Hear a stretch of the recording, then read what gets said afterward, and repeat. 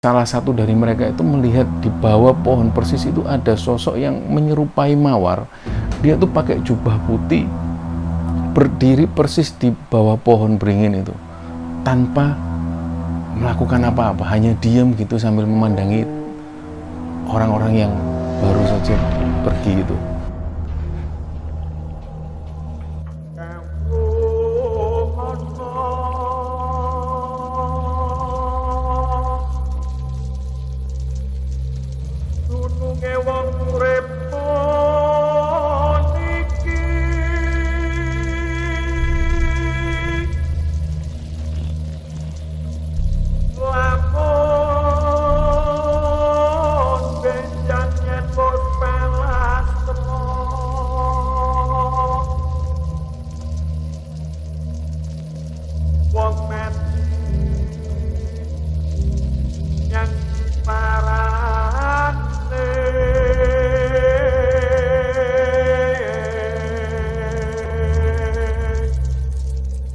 Kisah ini dikirim oleh sobat kembara yang bernama Ivan yang ada di Surabaya. Ivan yang tinggal di Surabaya ini mengirimkan kisah ini dengan latar belakang kota Surabaya 20 tahun yang lalu. Artinya kisah ini terjadi sekitar tahun 2000. Nah, pada tahun 2000 itu Ivan masih duduk di bangku SMA waktu itu. Jadi Ivan tinggal di salah satu perumahan di sekitar daerah Surabaya Timur, yang waktu itu ketika siang hari di tahun 2000 itu, ketika Ivan masih SMA, pulang dari sekolah itu, ketika dia pertama kali masuk pintu perumahan itu, dia melihat warga-warga di perumahan itu saling bergerombol keluar dari rumah dan menuju satu rumah yang ada di pojok gitu. Nah, kemudian Ivan mendekati gerombolan orang tersebut. Ternyata warga di perumahan itu menemukan satu bungkusan karung beras yang ternyata isinya itu mayat gitu. Mayat yang sudah terpotong-potong bagian tubuhnya. Jadi tangan, kepala, dan badan itu saling terpisah tapi dalam satu karung beras itu. Kemudian akhirnya warga melaporkan kejadian itu ke kantor polisi. 20 menit setelah itu polisi datang, kemudian memasang garis polisi supaya warga tidak melintas gitu. Nah, setelah diketahui bahwa mayat korban mutilasi ini adalah seorang mahasiswi yang kebetulan adalah warga perumahan itu juga. Jadi memang sengaja pembunuh ini memang membunuh dan sengaja menaruh mayatnya itu persis di depan rumah korban gitu loh. Jadi korban ini diketahui, kita sebut namanya Mawar, anak dari Pak Eko yang tinggal di perumahan itu gitu loh. Sontak warga ini akhirnya bergunjing satu sama lain gitu loh. Ada yang berspekulasi bahwa mungkin si Mawar ini mungkin dibunuh oleh pacarnya sendiri, mungkin karena Mawar hamil gitu kan.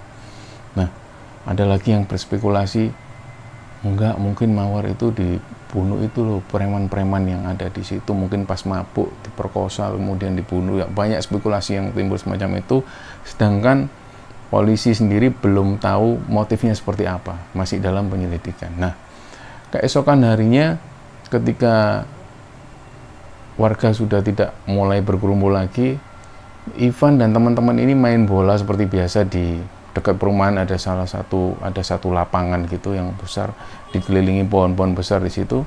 Setelah main bola sekitar maghrib, menjelang maghrib itu mereka membubarkan diri, dan entah salah satu dari mereka itu melihat di bawah pohon persis itu ada sosok yang menyerupai mawar. Dia tuh pakai jubah putih, berdiri persis di bawah pohon beringin itu, tanpa melakukan apa-apa, hanya diam gitu sambil memandangi orang-orang yang baru saja pergi gitu. Jadi sontak di situ salah satu teman Ivan, Van, Mawar. Jadi ketika itu Ivan melihat dan teman-temannya juga melihat ada sosok Mawar di situ, cuman berdiri gitu dengan pakai baju yang putih gitu panjang. Dan mereka lari kan. Itu kejadian itu maghrib. mereka lari menuju rumah masing-masing, dan Ivan waktu itu mulai cerita ke orang tuanya bahwa ketika pulang dari main bola tadi dia dilihatin sosok mawar gitu. Akhirnya warga ini mulai muncul desas-desus bahwa mawar gentayangan gitu.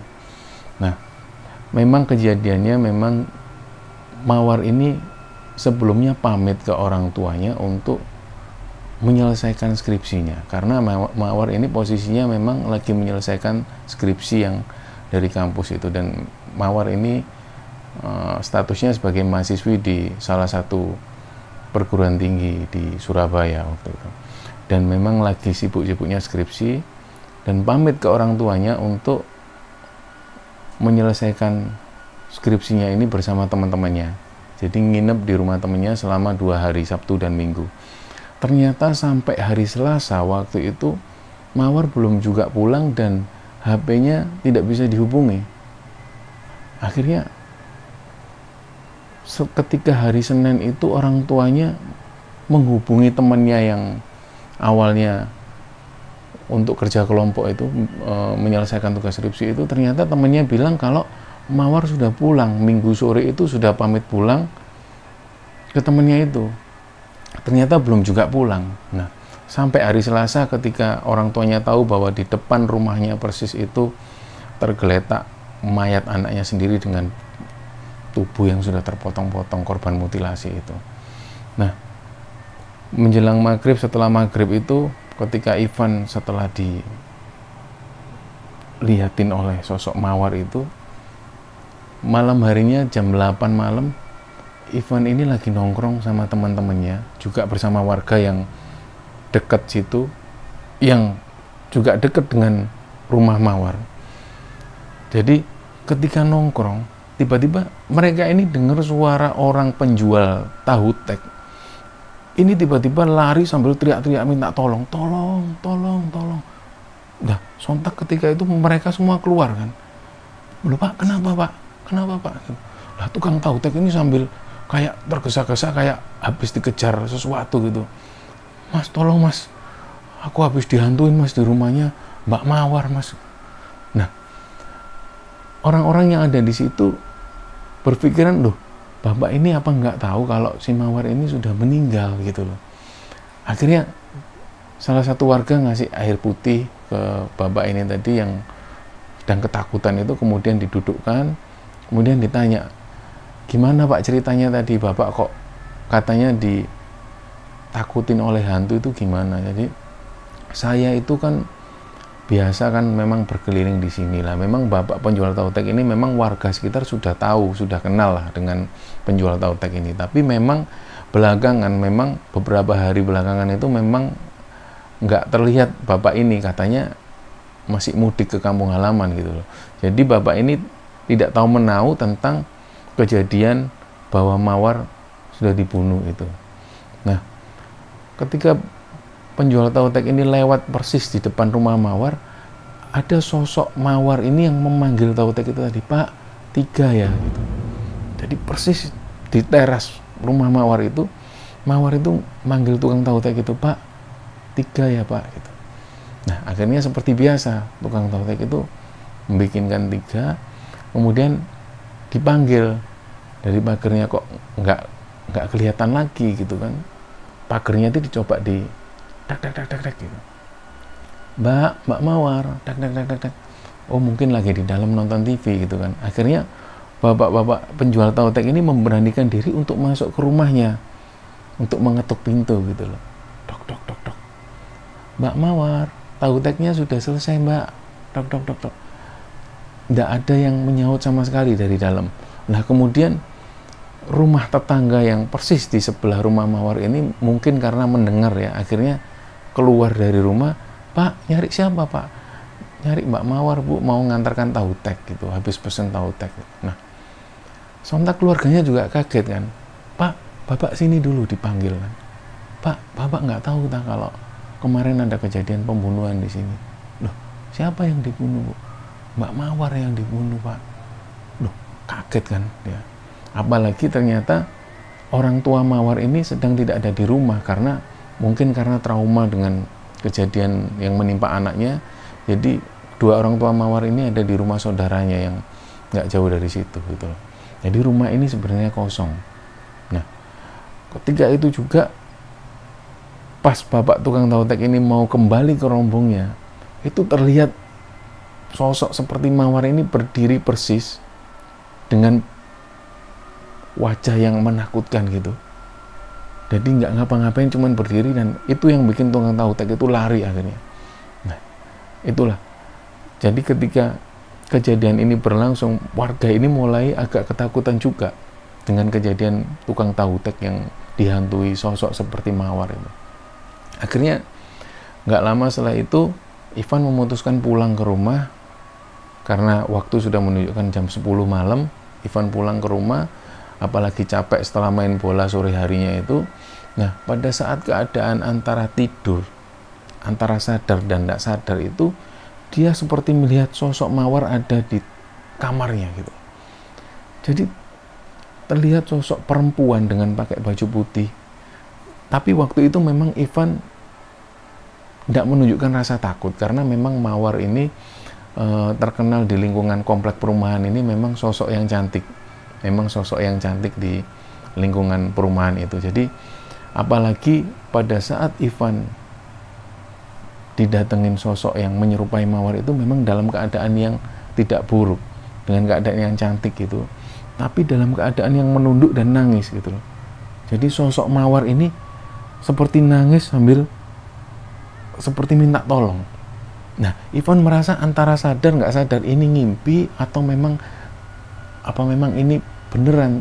Dia nggak sadar tentang itu, tapi yang dia tahu bahwa ada sosok Mawar itu lagi duduk di pojokan kamarnya sambil menunduk dan nangis, tolong. Jadi si Ivan merasa kasihan pada waktu itu, bukan merasa takut tapi merasa kasihan. Nah, pada saat yang hampir lama melihat sosok Mawar yang nangis dan minta tolong itu, kemudian Ivan seperti terbangun gitu kan. Terus kemudian dilihat di depannya ini sudah nggak ada sosok Mawar itu tadi. Pada saat yang bersamaan dia melihat jam di kamarnya itu jam 2 dini hari. Kemudian dari depan rumahnya itu terdengar seperti suara orang minta tolong gitu. Suara bapak-bapak minta tolong. Tolong Pak, tolong lah. Pada saat dini hari yang sunyi seperti itu, ketika ada orang minta tolong, lah sontak Ivan ini keluar gitu loh. Siapa minta tolong jam segini? Begitu keluar, banyak juga warga yang keluar. Ternyata ada security perumahan, security kompleks itu ini yang kemudian ini minta tolong ke orang-orang karena baru saja dia mengaku bahwa dihantui sosok Mawar gitu loh. Jadi memang sudah menjadi rutinitas satpam perumahan ini keliling setiap beberapa jam sekali keliling, dan waktu itu memang jam 2 itu memang satpam perumahan ini keliling menggunakan sepedanya gitu sambil melewati komplek perumahan. Dan kebetulan ketika melewati depan rumah Mawar itu tiba-tiba dia itu mendengar suara perempuan yang nangis gitu. Jadi dia satpam ini sambil ngayuh sepedanya pelan-pelan, kok dengar suara nangis. Apalagi dia tahu bahwa baru saja ada kejadian pembunuhan gitu loh di situ, dan ada suara cewek yang nangis. Saat itu juga satpam ini ngerasa bau seperti bau melati yang tajam sekali gitu, bau tajam melati. Kemudian di belakang persis ini seperti berat gitu loh. Sepeda yang di kayu ini semakin berat, dan nggak tahu kenapa tiba-tiba satpam ini memutuskan untuk melempar sepedanya dan lari gitu loh, karena ketakutan. Belum sempat dia menoleh ke belakang ada siapa yang di belakang, satpam ini lari gitu sambil minta tolong ke warga itu. Akhirnya warga keluar, Pak, tenang Pak, minum dulu. Aduh, iya Bu, mohon maaf Bu, saya kalau ngagetin Bu, karena saya tadi itu dengar kayak ada suara perempuan nangis persis di rumahnya Mbak Mawar itu. Nah, akhirnya warga kemudian ngumpul. Keesokan paginya itu langsung membuat sebuah pertemuan warga untuk diobrolkan gimana baiknya supaya sosok Mawar ini nggak lagi menghantui gitu.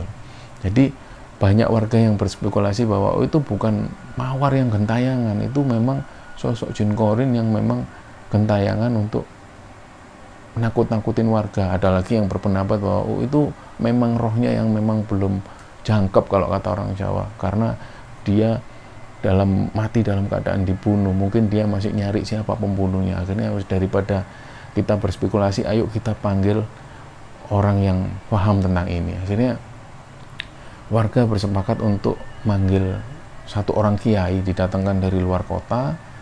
Dan di malam itu juga kiainya datang bersama rombongannya itu beberapa orang. Ketika kiai dan rombongannya ini mengecek isi rumah itu sambil membacakan doa dan segala macam, sambil membawa air untuk diciprat-cipratkan ke sekitar area rumah. Kemudian kiai minta waktu beberapa hari untuk mencoba menyelami apa yang terjadi gitu. Nah, beberapa hari kemudian kiai ini datang lagi dan dia berkata ke warga bahwa malam itu Pak Kiai ini coba untuk mengirim doa ke almarhum mawar ini, dan kemudian Kiai ini bertemu dalam satu mimpi itu mawar ini dalam keadaan menangis dan minta tolong ke Pak Kiai untuk mencari siapa pembunuhnya. Akhirnya di situ mawar mengaku bahwa yang membunuhnya adalah pacarnya sendiri. Sebut saja namanya si A ini yang membunuh mawar, karena mawar telah hamil 3 bulan dan pacarnya ini tidak mau bertanggung jawab gitu loh. Akhirnya ada pertengkaran kecil yang berujung membesar. Kemudian ketika mawar pulang menuju rumahnya itu, tiba-tiba dia disekap dan dibunuh di satu kayak lapangan yang kosong di dekat area perumahan itu. Kemudian badannya dimasukkan ke karung itu. Pengakuan mawar ke Kiai dalam sebuah pertemuan di mimpi itu. Akhirnya Kiai bilang, setelah ini saya akan menuju kantor polisi, saya akan menjelaskan tentang mimpi saya ini, mudah-mudahan cocok, mudah-mudahan betul. Akhirnya ketika koordinasi dengan polisi, kemudian polisi bergerak cepat, dan nggak lama kemudian pacar mawar ini ketangkep, dan memang dia mengakui perbuatannya bahwa dia yang membunuh mawar dan memutilasi tubuhnya menjadi beberapa bagian itu. Nah, setelah kejadian itu kemudian warga berkumpul semua untuk membacakan doa, digelarnya doa di situ. Keluarga datang semua, digelarkan doa. Beberapa hari berturut-turut, selama 3 hari itu dibacakan doa. Jadi ketika itu semua warga termasuk ibu-ibu berkumpul di situ, saling mendoakan supaya mawar tenang dan tidak lagi menghantui dengan cara seperti itu, entah jin korin, entah apa gitu. Nah, kejadian yang terjadi di tahun 2000 ini memang tidak pernah terekspos di internet, karena memang waktu itu belum masif internet seperti sekarang. Tapi ada salah satu koran atau media massa yang memang menulis tentang kejadian ini, kejadian tentang perempuan atau mahasiswi yang dibunuh, badannya dimutilasi secara beberapa bagian. Memang ada salah satu media massa yang terkenal di Surabaya waktu itu yang memang selalu menulis tentang berita kriminal. Kejadian ini pernah terjadi di tahun 2000 di Surabaya. Nah, pesan dari cerita ini bahwa ketika kita melakukan kesalahan atau dalam satu lingkaran setan, maka akan terjadi lingkaran setan yang lain. Ketika seseorang ini melakukan perzinahan, maka dia berujung ke pembunuhan, yaitu pembunuhan janin dan pembunuhan yang bersangkutan ini karena tidak mau bertanggung jawab. Inilah lingkaran setan. Ketika melakukan satu dosa, maka akan berujung ke dosa yang lainnya.